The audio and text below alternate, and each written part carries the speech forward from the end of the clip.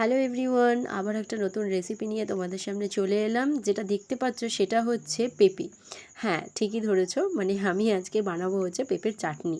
তো কিভাবে বানালাম সেটাই তোমাদের সাথে শেয়ার করি। এখানে দেখে নিচ্ছ পেঁপেটাকে ভালো করে আমি মানে গ্রাইন্ড করে নিয়েছি। তারপর আমি এখানে কাজু, কিশমিশ, হলুদ, শুকনো লঙ্কা, তেজপাতা আর পাঁচফোড়ন এই কটা জিনিস নিয়েই আমি শুরু করব। তো বাটিতে গরম মানে জল দিয়ে দিয়েছিলাম গরম হওয়ার জন্য, কারণ পেঁপেটা ভাপিয়ে নেওয়াটাই আমার মনে হয় দরকার। কারণ আমি বেসিক্যালি এটা প্রথমবার করছি। আমি প্রথমে ভেবেছিলাম পেঁপেটা ভাপাবো না, নর্মালি করব, কিন্তু পেঁপে ভাপিয়ে নেওয়ার কারণ হচ্ছে অনেক পেঁপেই আছে যেরকম মানে সেদ্ধ হতে চায় না বা কিছু ক্যাচ ক্যাচ করে, সেই কারণের জন্য। তো আমি এখানে চিনি দিইনি, আমি এখানে নকুলদানার বাতাসা দিয়েছি, যেহেতু পুজোর জন্য বেঁচে যায়, তো সেগুলো দিয়েই আমি করব।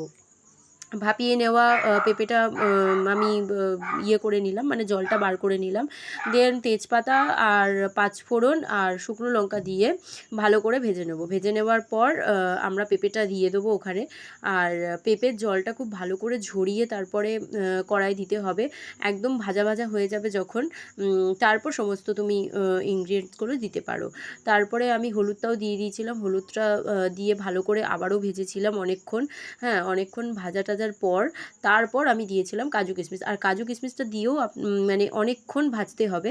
ভাজার পর তারপরে আমি এই মানে নকুলদানার বাতাসাটা দিয়েছিলাম। দিয়ে আমি ঢেকে রেখেছিলাম, তার কারণ এই নকুলদানাগুলো তো মানে সেদ্ধ হতে চায় না, তো সেদ্ধ হওয়ার জন্য। তো লাস্টে দিয়েছিলাম লেবুর রস। দেন আমার রেডি পেঁপের চাটনি।